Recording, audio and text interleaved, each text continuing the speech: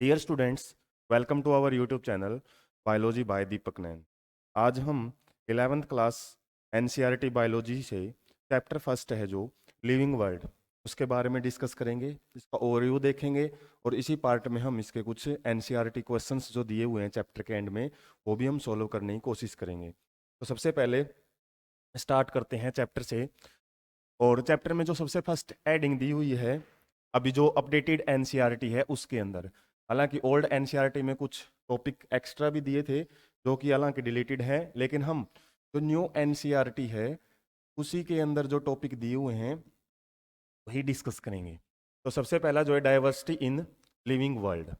तो living world हमने समझना है लिविंग ऑर्गेनिज्म क्या होते हैं। लिविंग ऑर्गेनिज्म कुछ ऐसे करेक्टरिस्टिक्स शो करते हैं जिनको हम डिफाइनिंग करेक्टरिस्टिक्स भी बोलते हैं। डिफाइनिंग करेक्टरिस्टिक्स जो कि ओल्ड एनसीईआरटी में इनके बारे में काफ़ी डिटेल दी हुई थी। जो डिफाइनिंग करेक्टरिस्टिक्स को शो करते हैं उन्हीं को हम लिविंग ऑर्गेनिज्म बोलते हैं। और डिफाइनिंग करेक्टरिस्टिक्स क्या होती हैं जो केवल और केवल एक लिविंग ऑर्गेनिज्म ही शो करे, नॉन लिविंग ऑर्गेनिज्म वो शो ना कर पाए। ठीक है, इसके अंदर जैसे मेटाबॉलिज्म। मेटाबॉलिज्म क्या होता है? बॉडी के अंदर होने वाली केमिकल रिएक्शंस वो शो करता है लिविंग ऑर्गेनिज्म। दूसरा, सेलुलर ऑर्गेनाइजेशन शो करता है। सेलुलर ऑर्गेनाइजेशन की उसके अंदर बहुत सारी जो सेल्स हैं वो मिलकर टिश्यू बनाती हैं, टिश्यू से ऑर्गन, ऑर्गन से ऑर्गन सिस्टम, ऐसे। और एक ऐसा ही करेक्टरिस्टिक्स जो शो किया जाता है लिविंग ऑर्गेनिज्म के द्वारा वो है कॉन्सियसनेस। कॉन्सियसनेस मतलब चेतना। चेतना मीन्स यदि बाहर से उसको कोई स्टिमुली दी जाए तो वो रिस्पॉन्स शो करता है। तो यही डिफाइनिंग करेक्टरिस्टिक्स हैं वो शो की जाती हैं कि लिविंग ऑर्गेनिजम्स के द्वारा। और ये फर्स्ट है जैसे मेटाबॉलिज्म, सेकंड सेलुलर ऑर्गेनाइजेशन और थर्ड है कॉन्शियसनेस। नॉन लिविंग ऑर्गेनिजम्स ये करेक्टरिस्टिक्स शो नहीं करते हैं। तो लिविंग वर्ल्ड में जितने भी हम ऑर्गेनिज्म पढ़ते हैं वो सारे ये करेक्टरिस्टिक्स शो करेंगे, तभी हम उनको ट्रूली लिविंग ऑर्गेनिज्म बोलेंगे। इसके अलावा ग्रोथ एंड रिप्रोडक्शन, ये दो करेक्टरिस्टिक्स ऐसी हैं जो कि हर एक लिविंग ऑर्गेनिज्म इनको शो नहीं कर पाता है, जिसकी वजह से हम इनको नॉन डिफाइनिंग प्रॉपर्टीज भी बोलते हैं। Non defining properties. तो लिविंग ऑर्गेनिज्म वही है जो डिफाइनिंग प्रॉपर्टीज शो करते हैं, हालांकि नॉन डिफाइनिंग प्रॉपर्टी हर एक लिविंग ऑर्गेनिज्म है वो शो नहीं कर पाता है। इसके बारे में जो ये बेसिक आइडिया मैंने दिया है ये आपका ओल्ड एनसीईआरटी से रिलेटेड था, लेकिन न्यू के अंदर क्या है, सबसे पहला जो कॉन्सेप्ट डिस्कस किया गया है बायोडाइवर्सिटी से। बायोडाइवर्सिटी या फिर डाइवर्सिटी क्या होता है? Diversity means variation. वेरिएशंस मतलब विभिन्नताएं, डिफरेंस। तो बायोडाइवर्सिटी सबसे पहला टर्म है जो कि एक नंबर में आपसे बोर्ड एग्जाम में पूछा, ये जो भी आपके क्वेश्चंस बनते हैं मेन एग्जाम में वहां से बन सकते हैं। बायोडाइवर्सिटी, बायो मीन्स लिविंग और डाइवर्सिटी मीन्स वेरिएशन।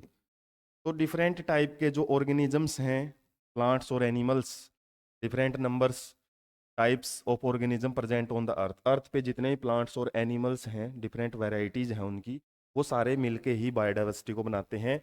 और इसके अंदर जैसे एग्जांपल हम देख सकते हैं millions, millions means 10 lakh, 10 lakhs of organisms हैं। ये जो स्पीसीज हैं, डिफरेंट डिफरेंट स्पीसीज, एनिमल्स हो चाहे प्लांट्स हो, उनको हम कंप्लीटली बायोडाइवर्सिटी के अंदर इंक्लूड कर सकते हैं। अब यहाँ पे यदि हम इनको इतने सारों को समझने की कोशिश करें तो यहाँ पे एक डिफिकल्टीज आती है। और डिफिकल्टीज क्या रहेगी कि इनका जो लोकल नेम है, यदि इतनी सारी बायोडाइवर्सिटी को हम समझें, उनको याद करें या उनसे रिलेटेड करें, तो उनमें एक प्रॉब्लम ही रहती है कि उनके जो लोकल नेम्स हैं, लोकल नेम्स कैसे, जैसे पीकॉक, जो पीकॉक होता है इसको इंग्लिश में जो पिकॉक है और हिंदी में हम क्या बोलते हैं, मोर बोलते हैं। ये लोकल नेम है। और लोकल नेम जैसे हम जगह से जगह अलग अलग जगह पे जाएंगे तो वहाँ पे बहुत सारे नाम हो जाते हैं एक ही ऑर्गेनिज्म के।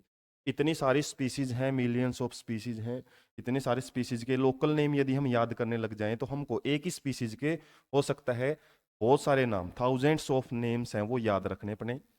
इसलिए क्या करने की कोशिश की गई, need to standardise naming of living organism called nomenclature. इसलिए बायोडाइवर्सिटी को अच्छे से समझने के लिए इस चीज की जरूरत हुई कि हमको जो इनके नाम हैं उनको स्टैंडर्डाइज करना पड़ेगा। स्टैंडर्डाइज मीन्स उनको हमको एक ऐसा रूल एंड रेगुलेशन बनाने पड़ेंगे जिसके बेस पे हम ऑर्गेनिजम्स के जो एक बार उसका नोमेनक्लेचर, उसका नाम दे दिया जाए, वो नाम उसका फिक्स रहे।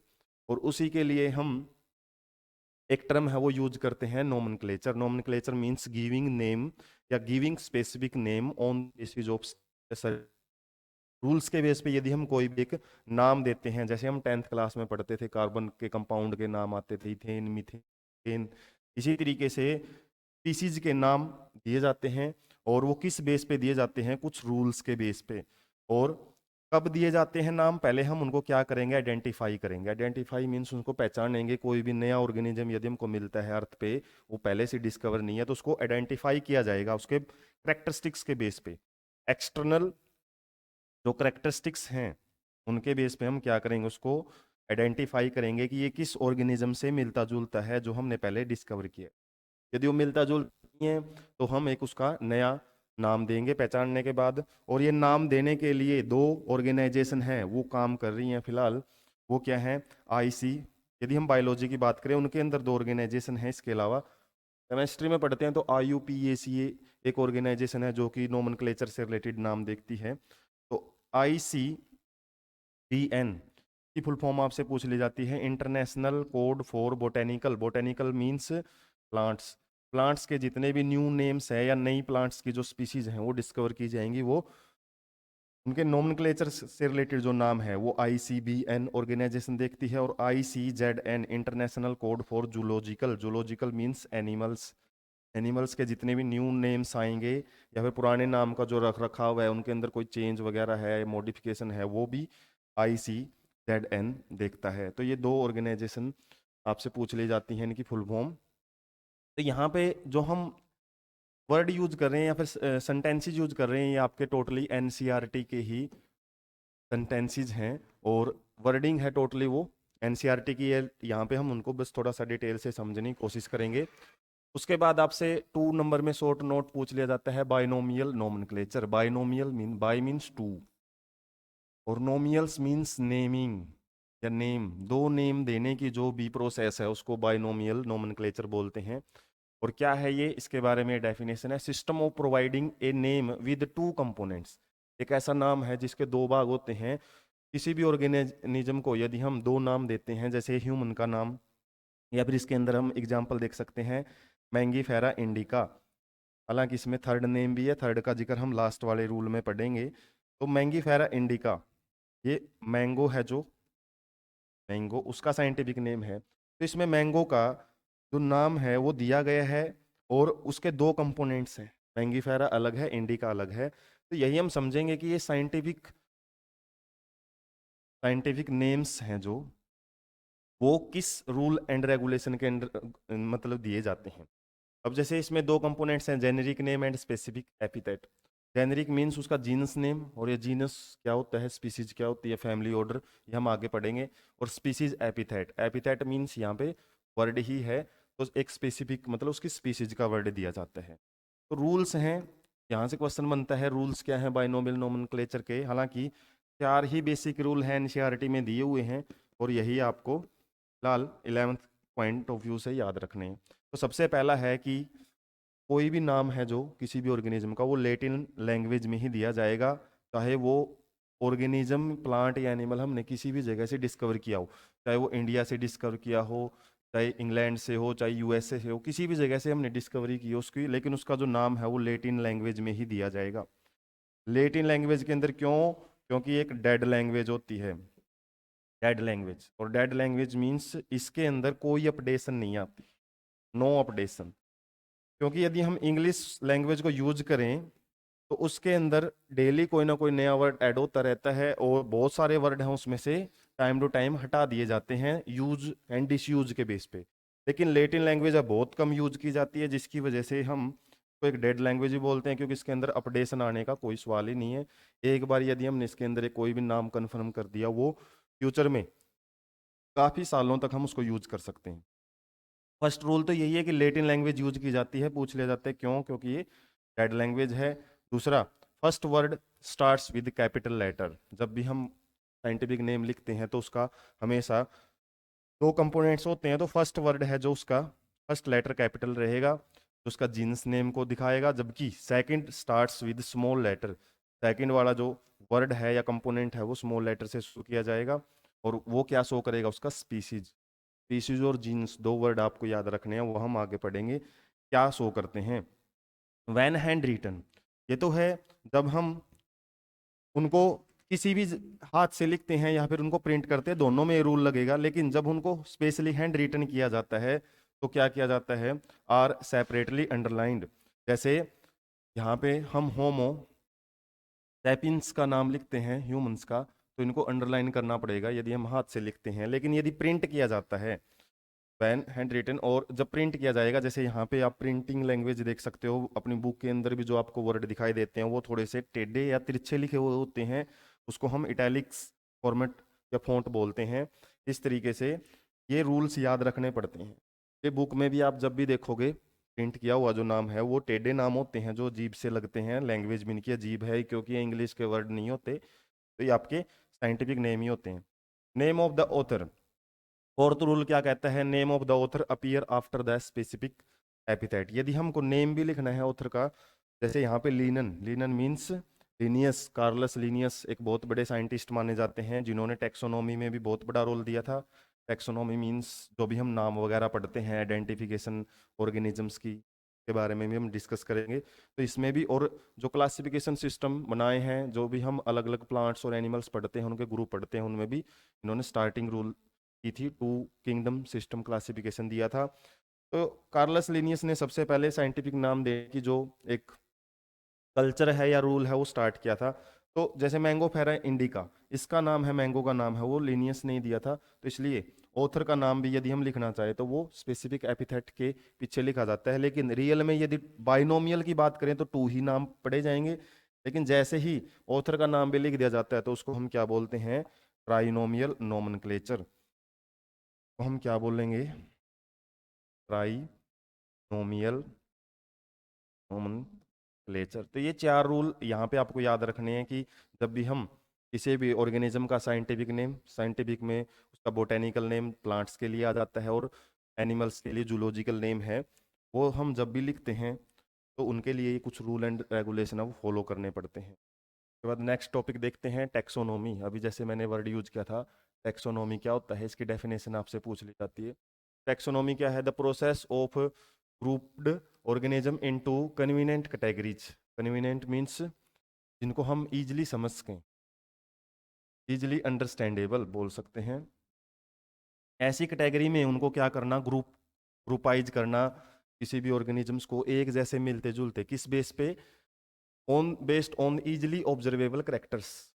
जब हम उनके करेक्टर्स को देखेंगे बाहर से, जैसे डॉग्स हैं, जितने भी डॉग्स के जो करेक्टर्स हैं बाहर से देखें तो हालांकि स्पीसीज उनकी काफ़ी सारी हैं, असल अलग अलग उनकी रेसीज हैं, नस्ल बहुत सारी हमने हाईब्रिड कर करके बनाई हुई है, लेकिन उनके जर्नल करेक्टरिस्टिक्स हैं वो लगभग सबके सेम मिलेंगे। तो ऐसे बाहर से देखने से, जैसे कैट्स हैं, के अलावा काऊ हैं, बुफेलोज हैं, जितनी भी हैं, इनके अलग अलग रेसीज हैं, हाईब्रिड नस्ल स्पीसीज हमने तैयार किए हैं। लेकिन इनके जो जर्नल करेक्टरिस्टिक्स हैं जिनके बेस पे हम उनको काऊ या फिर डॉग्स वगैरह बोलते हैं, इस तरीके से उनको ग्रुपाइज करना, ग्रुप बनाना उनके, उसी को हम क्या बोलते हैं, टैक्सोनॉमी। टैक्सोनॉमी थोड़ा साइंटिफिक वर्ड है लेकिन इसका मतलब जर्नल सा होता है, ग्रुप बनाना। जैसे अपने स्कूल के अंदर अलग अलग क्लासेज बनी होती हैं, कोई कौन क्या सब्जेक्ट पढ़ रहा है या फिर किस क्लास में आता है, वो उसी बेस पे हम जब ऑर्गेनिजम्स को क्लासीफाई करते हैं, उनके ग्रुप बनाते हैं, कैटेगराइज करते हैं उनको, उसी को हम टैक्सोनॉमी बोलते हैं। जैसे डॉग्स, कैट्स, मैमल्स, वीट, ये प्लांट्स की बात कर रहे हैं यहाँ पे, वीट्स, राइस और एनिमल्स, ठीक है, बहुत सारे जो ग्रुप्स हैं। ऑब्जर्वेबल करेक्टर्स, बाहर से इजिली उनको देखा जा सके, उनको समझा जा सके, उसके बेस पे। टैक्सा एक नंबर में आपसे डिफाइन करना पूछ लिया जाता है, टैक्सा क्या है, scientific term for these categories. जैसे कोई भी कैटेगरी है, जैसे डॉग है, डॉग एक अलग टैक्सा हम बोल सकते हैं, कैट के लिए भी हम टैक्सा वर्ड यूज कर सकते हैं। टैक्सा क्या है, एक साइंटिफिक वर्ड है, जस्ट किसी भी कैटेगरी को डिनोट करने के लिए इसको यूज किया जाता है। Earliest classifications were based on the usages of various organism. थोड़ा सा इसमें क्लासिफिकेशन का जिक्र किया हुआ है कि पहले जो क्लासिफिकेशन हम बनाते थे, ग्रुप बनाते थे ऑर्गेनिजम्स के, वो बड़े ही जर्नल्स थे। जर्नल क्या थे, हमारे पास ज़्यादा एडवांस टेक्नोलॉजी नहीं थी कि उनकी बिल्कुल रिसर्च करके उनके ग्रुप बनाएं। तो वहाँ पे केवल उनके यूज के बेस पे, जैसे हम फूड के लिए किन किन ऑर्गेनिजम्स को यूज करते हैं, फूड के लिए चाहे हम प्लांट्स को यूज करें चाहे वो एनिमल्स के यूज करें, उनको एक ही ग्रुप में रख दिया गया था कि हम फूड के लिए यूज कर रहे हैं। इसी तरीके से एक ग्रुप बना दिया जैसे शेल्टर के लिए, जो भी क्लोथीज वगैरह हैं या फिर रहने के लिए हम जिस जिस चीज़ के लिए उनको यूज कर सकते हैं, चाहे प्लांट्स हो चाहे एनिमल्स हों, उनके अलग अलग ग्रुप बना दिए गए। पहले यूजेज के बेस पे ही हम उनको ऑर्गेनिज्म को क्लासीफाई करते थे, लेकिन अब क्लासिफिकेशन थोड़े एडवांस हो चुके हैं, ऑर्गेनिजम्स को हमने डीपली समझना शुरू कर दिया है। जैसे जैसे नई नई टेक्नोलॉजी हम यूज करते हैं तो उसके लिए क्या यूज किए जाते हैं, taxonomic hierarchy. Hierarchy means level wise या फिर rank wise arrangement. Rank wise arrangement, जैसे हम बहुत सारी पोस्टें देखते हैं, रैंक होते हैं, फर्स्ट रैंक से शुरू होता है, रैंक बढ़ते रहते हैं, प्रमोशन बढ़ती रहती है। इसी तरीके से ऑर्गेनिजम्स को भी क्या किया जाता है, रैंक के बेस पे सबसे पहले छोटा रैंक, उसके बाद वो बड़ा रैंक, उसके बाद उससे बड़े रैंक, तो ऐसे रैंक वाइज उनको अरेंज किया जाता है। इसको डिफरेंट ग्रुप्स को, डिफरेंट टैक्सा को, उसी को हम क्या बोलते हैं, टैक्सोनॉमिक हायरार्की। तो आज के टाइम जो भी हम ग्रुपाइज करते हैं उसके क्या क्या बेस है, मतलब बेसिस किस फंडामेंटल्स के ऊपर हम उनको, इन बेसिस के ऊपर हम टैक्सोनॉमी में ग्रुप है वो ऑर्गेनिजम्स के बनाएंगे। सबसे पहला क्या है, एक्सटर्नल एंड इंटरनल स्ट्रक्चर्स। बाहर से कैसा दिखाई देता है, मोर्फोलॉजी कैसी है उसकी, कैसे उनके अंदर एक्सटर्नल स्ट्रक्चर्स दिखाई देती हैं। इंटरनल मीन्स उनकी सेल्स हैं, सेल्स में किस टाइप की केमिकल्स हैं, किस टाइप के बायोमोलिक्यूल्स पाए जाते हैं। इसके अलावा जैसे स्ट्रक्चर ऑफ सेल में हम ज़्यादातर क्रोमोसोम्स के स्ट्रक्चर देखते हैं, किस तरीके से क्रोमोसोम बिहेव करते हैं, उनके ऊपर इंफॉर्मेशन कैसे रहती है।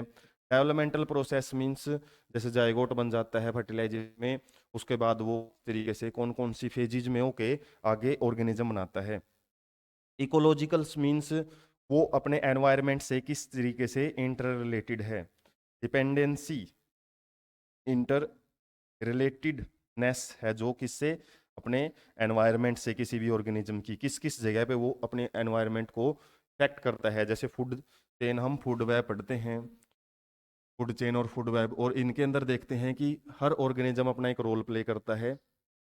फूड चेन में किसी भी एक लेवल को यदि हम हटा दे तो बाकी सारी फूड चेन या फिर हमारा जो बायोडाइवर्सिटी है या फिर इकोसिस्टम है वो इफेक्ट हो सकता है। तो ये इनके हम अलग अलग जो भी करेक्टरिस्टिक्स है वो देख के ही इनको क्या करते हैं, ग्रुपाइज करते हैं। और ग्रुप बनाने के बाद जब उनके रैंक डिसाइड कर दिए जाते हैं उसके लिए हम टैक्सोनॉमिक हायरार्की, एक वर्ड यूज है, या हायरार्की भी हम इसको बोल सकते हैं, वो यूज किया जाता है। उसके बाद कुछ टर्म्स हैं, साइंटिफिक टर्म्स जो पूछ ली जाती हैं आपसे।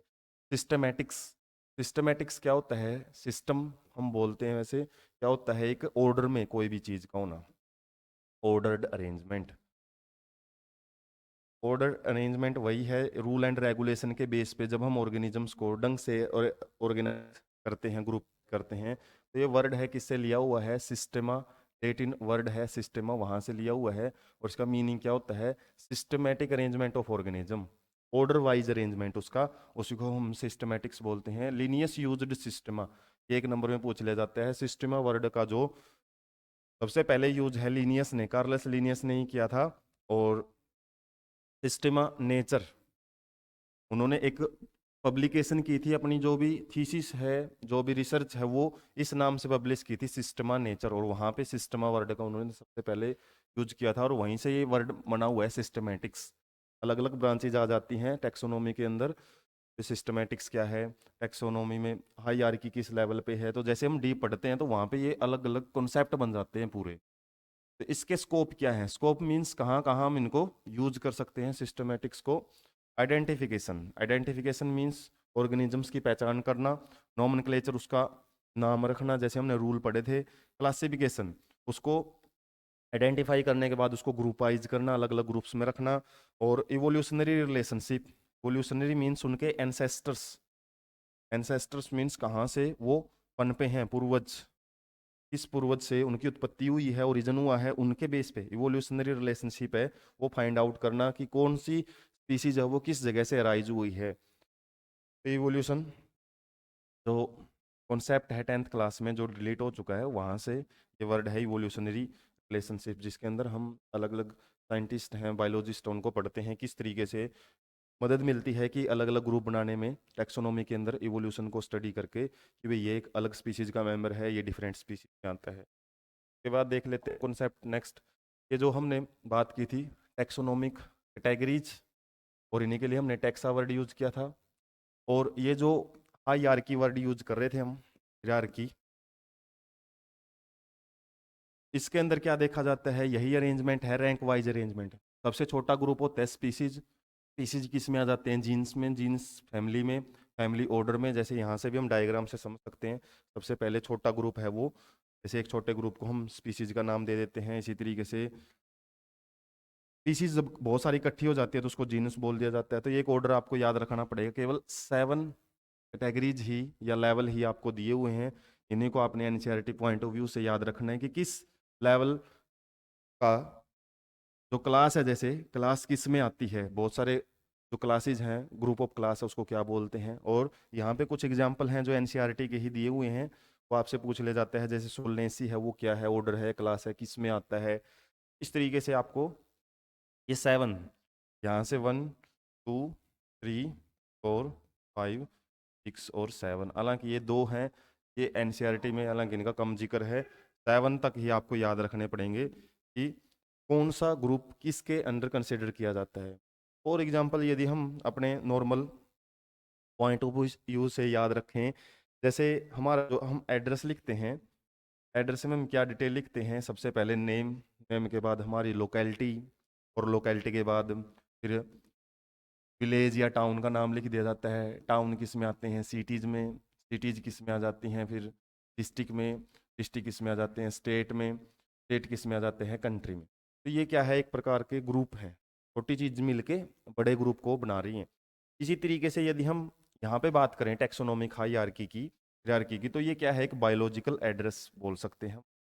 Biological address of an organism, कि किस स्पीसीज में आता है, वो स्पीसीज किस जीन्स में आती है, जीन्स किस फैमिली में आता है, फैमिली ऑर्डर में, ऑर्डर क्लास में। इस तरीके से ऑर्गेनिज्म का कंप्लीट बायोलॉजिकल एड्रेस यदि हमको फाइंड आउट करना होता है तो ये लेवल आपको याद रखने पड़ते हैं।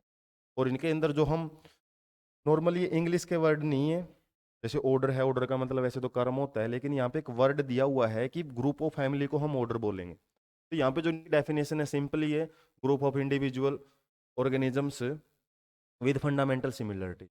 यदि सिमिलरिटीज बहुत ज़्यादा हैं किसी भी ऑर्गेनिज्म में तो उनको हम रख देते हैं स्पीसीज में। एक स्पीसीज के मेंबर हैं, जैसे इंडिका का नाम है, इस तरीके से ट्यूबरोसम, लियो, क्या है, स्पीसीज हैं। कुछ एनसीईआरटी में वर्ड दिए हुए हैं वही हम पढ़ेंगे, ये स्पीसीज की हुई हैं।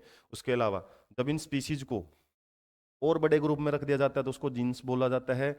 और जीन्स किस में आते हैं आपके, more common characters, having more common characters than species of other genera. यदि हम दूसरे जेनरा की बात करें, जैसे एक जेनरा अलग है, दूसरा जेनरा अलग है, तो इसके करेक्टरिस्टिक्स में जितने भी ऑर्गेनिज्म हैं उनकी सिमिलरिटी ज़्यादा है एक इसके ऑर्गेनिज्म के साथ यदि हम कंपैरिजन करें। ये दी हुई है यहाँ पे, जैसे मैंगीफेरा है, मैंगो की जो जेनरा है उसको बोलते हैं सोलैनम और पैंथरा। सोलैनम किसका जेनरा है, ट्यूबरोसम, और लियो का जो जेनरा है वो है पैंथरा। उसके बाद फैमिली, फैमिली क्या है, यदि हम जीन्स को इकट्ठा रख देते हैं, related genera with less number of similarities. एक बात ध्यान रखना है, जैसे जैसे हम ऊपर की तरफ बढ़ेंगे ऑर्गेनिज्म में सिमिलरिटीज है वो क्या होती रहेगी, कम। सबसे ज़्यादा सिमिलरिटीज स्पीसीज में है, और जैसे जैसे हम ऊपर बढ़ेंगे तो सिमिलरिटीज घटती रहती हैं। Similarities, less number of similarities मिलेगी यहाँ पे। जैसे सोलनेसी है, सोलनेसी में सोलेनम वो जेनरा आ जाता है। इसके अलावा पेटूनिया आ जाता है और दतूरा आ जाता है। ये तीनों जेनरा को मिला के हमने एक फैमिली का नाम है वो दिया हुआ है। उसके बाद फैलिडी, फैलिडी में क्या क्या आ जाते हैं, पैंथरा और फैलिस, फैलिस मीन्स कैट्स। तो ये आपके बड़े ग्रुप्स को जब हम मतलब छोटे ग्रुप्स को रख देते हैं एक जगह पे इकट्ठा, उनको एक बड़ा ग्रुप का नाम दे दिया जाता है। इसी तरीके से ऑर्डर, ऑर्डर में क्या जाती हैं, फैमिलीज के ग्रुप को बोला जाता है ऑर्डर। जैसे पोलियोमोल्स में क्या जाते हैं, कॉन्वलेसी और सोलनेसी। सोलनेसी हमने पढ़ा है, ऊपर एक फैमिली आई थी। इसके अलावा एक और फैमिली है, दोनों को एक ग्रुप में रखा हुआ है पोलिनियम मेल्स के अंदर। इसी तरीके से कार्निवोरा, कार्निवोरा किससे आया है, कार्निवोर्स एनिमल से। इसके अंदर फैलिडी भी आता है और कैनिडी भी आता है। कैनिडी में जैसे डॉग्स वगैरह आ जाते हैं। उसके बाद क्लास में वही बात है, ऑर्डर के ग्रुप को क्लास बोलते हैं। और इसके अंदर जैसे प्राइमेटा, प्राइमेटा में मंकी, गोरिल्ला, गिबन्स ये आ जाते हैं। इसके अलावा मैमल्स में कार्निवोरा, जैसे हमने कार्निवोरा यहाँ पे पढ़ा था क्या है, एक ऑर्डर है। इसके अलावा कार्निवोरा के अलावा अदर ऑर्डर्स भी आ जाते हैं। फाइलम, फाइलम किसके कॉन्सेप्ट में पढ़ा जाता है? एनिमल्स के केस में। जब हम एनिमल्स की क्लासिफिकेशन करते हैं तो फाइलम वर्ड यूज करते हैं, जबकि प्लांट्स के केस में हम डिवीजन वर्ड है वो यूज किया जाता है। जस्ट वर्ड का ही फर्क है, डेफिनेशन दोनों की सेम है। ग्रुप ऑफ, यहाँ पे फाइलम की जगह पे हम क्या यूज करते हैं? डिवीजन्स। तो ग्रुप ऑफ क्लास को एनिमल के केस में फाइलम बोला जाता है और ग्रुप ऑफ क्लास को प्लांट्स के केस में हम डिवीजन बोल देते हैं। तो phylum A group of related class क्या बनाती है? हायर कैटेगरी, और इसी हायर कैटेगरी को हम फाइलम बोलते हैं। जैसे कोरडेटा, कोरडेटा में फिशीज, एम्फीबियंस, रेप्टाइल्स, बर्ड्स और मैमल्स पढ़ते हैं, जिनके बारे में अलग से चैप्टर आएंगे। प्लांट किंग, जो एनिमल किंगडम है उसके अंदर हम पढ़ेंगे क्लासेज किस तरीके से फाइलम को बनाती हैं। इसी तरीके से प्लांट में जब हम प्लांट किंगडम चैप्टर पढ़ेंगे तो उसके अंदर देखेंगे कि डिवीजन है, जो डिवीजन क्या है किंगडम को बनाते हैं, और डिवीजन में क्या पढ़ी जाती हैं? क्लासेज ही पढ़ी जाती हैं। किंगडम क्या है?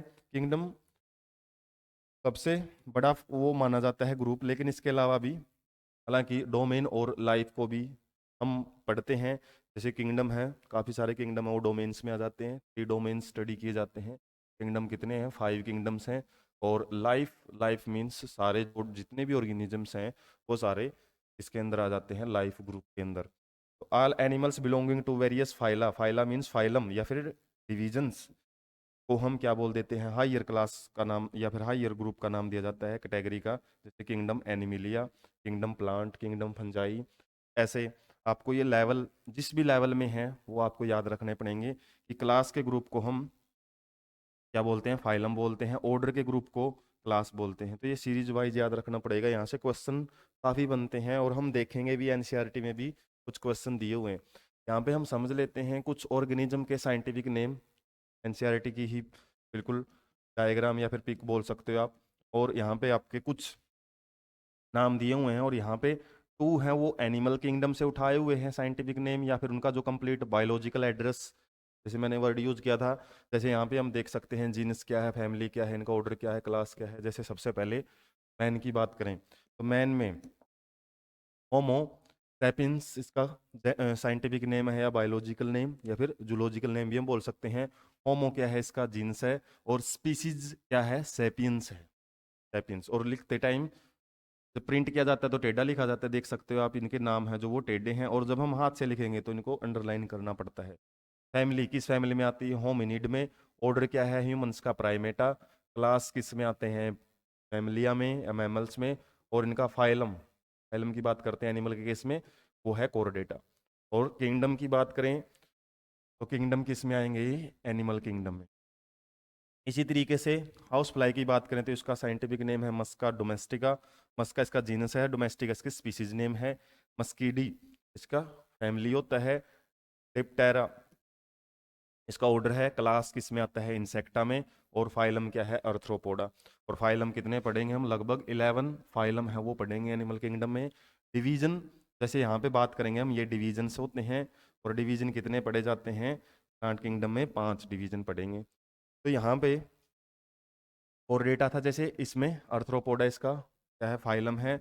और किंगडम इसका भी क्या है? एनिमल किंगडम में ही पढ़ा जाता है। उसके बाद 2 एग्जाम्पल हैं, ये क्या है? प्लांट किंगडम के एग्जाम्पल दिए हुए हैं। जैसे मैंगो है, अभी भी नाम देखा था हमने, मैंगीफेरा इंडिका। मैंगीफेरा इसका जीनस है। एनिकार्डियेसी की क्या है? फैमिली है। सेपनीडेल्स इसका ऑर्डर है।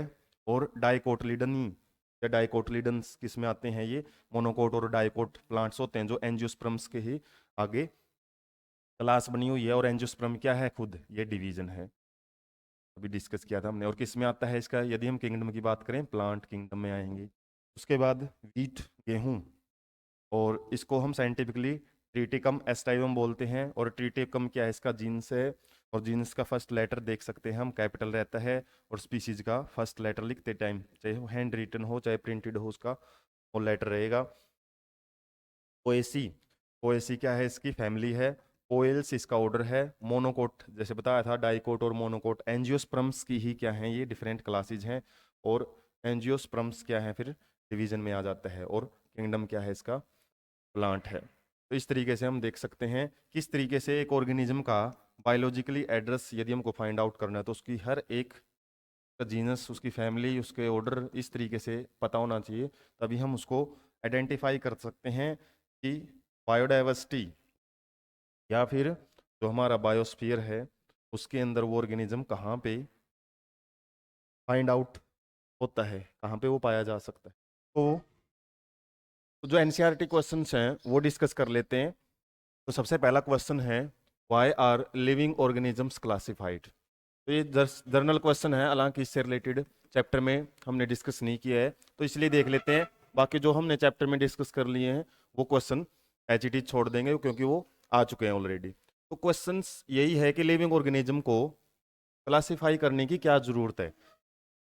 तो क्लासिफिकेशन करके हम क्या कर सकते हैं, उनकी आइडेंटिफिकेशन है, उनकी पहचान है, उनके जो मॉर्फोलॉजिकल करेक्टरिस्टिक्स हैं, ज़्यादातर मॉर्फोलॉजिकल करेक्टरिस्टिक्स, इसके अलावा जो एनाटॉमिकल करेक्टरिस्टिक्स हैं वो हम स्टडी कर सकते हैं क्लासिफिकेशन से। यदि हम जैसे डॉग्स हैं उनको एक एक ग्रुप में रख दिया, तो एक डॉग से हम बाकी सारे करेक्टरिस्टिक्स या फिर बाकी सारे ग्रुप्स के जितने मेंबर हैं उनकी हम स्टडी या फिर उनकी आइडेंटिफिकेशन ईजिली कर सकते हैं। उसके बाद second, study of organism of other places, दूसरी जगह के जो ऑर्गेनिजम्स हैं उनको भी हम स्टडी कर सकते हैं। जैसे डॉग्स वो चाहे कहीं पे पाए जाएं, उनके करेक्टरिस्टिक्स हम एक डॉग से फाइंड आउट कर सकते हैं। जर्नल करेक्टरिस्टिक्स लगभग सबके सेम मिलेंगे। स्टडी ऑफ फॉसिल, फॉसिल्स की स्टडी करने में मदद मिलती है, क्योंकि यदि हमको उसके करेक्टरिस्टिक्स और उसके ग्रुप पता है तो उसके बेस पे उसका कोई भी यदि हमको रिमेनेंट्स मिलता है, कोई भी पार्ट मिलता है फॉसिल्स की फॉर्म में, उसको स्टडी करना इजी रहता है। Grouping helps in study of all types of organism, bringing out similarities and dissimilarities, हम ऑर्गेनिजम्स के ग्रुप बना सकते हैं इजिली समझने के लिए, उनके रिसर्च वगैरह के लिए, स्टडी के लिए। सिमिलरिटीज और डिसिमिलरिटीज के बेस पे कितनी समानताएं हैं उनके अंदर, कितनी असमानताएं हैं, वेरिएशंस हैं। Help in knowing the relationship among the different groups, दूसरे ग्रुप्स के साथ उनका क्या रिलेशंस हैं। जैसे मैमल्स हैं, मैमल्स में बहुत सारे ऑर्गेनिज्म आ जाते हैं, तो एक ऑर्गेनिज्म जैसे डॉग है और कैट्स हैं, ये किस तरीके से इंटर रिलेटेड हैं या फिर इनके कितने करेक्टर्स सेम हैं। इसके अलावा evolution of various taxa can be known, इसे हम क्या कर सकते हैं, ओरिजिन डिफरेंट डिफरेंट टैक्सा है, ग्रुप्स हैं, वो किस तरीके से इवोल्व हुए हैं अर्थ पे, नई नई स्पीसीज बनी है जिसको हम स्पेसिएशन भी बोलते हैं, वो कैसे इवोल्व हुई है, ये सारी चीज़ें हम उसकी जर्नल स्टडी से उसके करेक्टर्स के बेस पे ही हम समझ सकते हैं। उसके बाद नेक्स्ट क्वेश्चन देख लेते हैं, why are the classification system changing every now and then. ये क्लासिफिकेशन सिस्टम जैसे अगले चैप्टर में हम डिस्कस करेंगे, अलग अलग क्लासिफिकेशन सिस्टम है, 2 किंगडम सिस्टम, 3, 4, 5, 6 बहुत सारे आते हैं, लेकिन ज़्यादातर 2 एंड 5 किंगडम सिस्टम ही पढ़ा जाता है। और इसमें पूछा गया आपसे कि ये चेंज क्यों होते हैं, जैसे पहले 2 किंगडम है, उसके बाद 5 किंगडम सिस्टम क्लासिफिकेशन है जो पढ़ा जाता है। ये तो जर्नल सा रीजन यही है कि जैसे जैसे हम आगे बढ़ते हैं तो एडवांसमेंट आती हैं, हमारी जो टेक्नोलॉजी उनमें इंप्रूवमेंट आता है, रिसर्च एरिया है वो वाइड हो जाते हैं साइंटिस्ट के, जिससे कि वो ज़्यादा से ज़्यादा करेक्टर्स हैं वो स्टडी कर लेते हैं। इससे प्रीवियस जैसे शुरुआत में हमने डिस्कस भी किया था, यूज के बेस पे हम ऑर्गेनिज्म को क्लासिफाई करते थे, लेकिन जैसे जैसे हमने टेक्नोलॉजी में सुधार किया, उनके जो करेक्टरिस्टिक्स हैं वो ज़्यादा से ज़्यादा डीपली स्टडी करने शुरू किए। एनाटॉमी हमने स्टडी की, उनकी सेल की स्ट्रक्चर स्टडी की, इवोल्यूशनरी कॉन्सेप्ट को भी हमने स्टडी किया। उस बेस पे क्या है, ज़्यादा से ज़्यादा हम सिमिलरिटीज़ और डिसिमिलरिटीज़ हैं वो फाइंड आउट कर पाते हैं। तो इसका एक आप जर्नल आइडिया ले सकते हो। वैसे आंसर आपको बता ही दिया है कि जैसे जैसे, ये तो हर चीज़ के केस में होता है, इवोल्यूशन जैसे जैसे बढ़ता है उस केस में आपको एडवांसमेंट दिखाई देते हैं। Next, what different criteria would you choose to classify people that you meet often. हम लोगों से जब मिलते हैं तो कौन कौन से क्राइटेरिया के बेस पे उनको डिफरेंशिएट करते हैं। और चौथा क्वेश्चन भी लगभग लगभग सेम ही है, क्या बोला हुआ है, हमको क्या सीखने को मिलता है जब हम आइडेंटिफिकेशन करते हैं इंडिविजुअल्स एंड पॉपुलेशंस की, लोगों की या फिर पीपल्स की, जो भी हम अलग अलग लोगों से मिलते हैं उनकी पहचान करते हैं तो क्या क्या हमको पता लगता है। तो आइडेंटिफाई इंडिविजुअल्स को हम किस बेस पे करते हैं, सेक्स के बेस पे, मेल है फीमेल है ज़्यादातर, और उसके बाद स्किन कलर, ये ह्यूमंस के केस में देखा जाता है, और इसके अलावा हम दूसरे केसेस में भी, क्योंकि इसमें क्वेश्चन लगभग पीपल से रिलेटेड भी और नॉर्मल इंडिविजुअल से रिलेटेड भी है, तो दोनों के लिए आंसर सही रहेगा आपका। नेटिव प्लेस मतलब किस जगह से उसका ओरिजिन है, मदर टंग, पीपल या ह्यूमंस के केस में बात करें तो उसकी भाषा क्या यूज करता है, लोकल लैंग्वेज क्या यूज करता है, फूड हैबिट मतलब वो हर्बीवोर्स है, कार्निवोर्स है, रिलीजन धर्म, कास्ट जाति, या फिर रेसिज यदि हम दूसरे इंडिविजुअल की बात करें उसकी रेस क्या है, उस बेस पे हम इंडिविजुअल्स को आइडेंटिफाई और क्या कर सकते हैं, वो क्लासिफाई कर सकते हैं।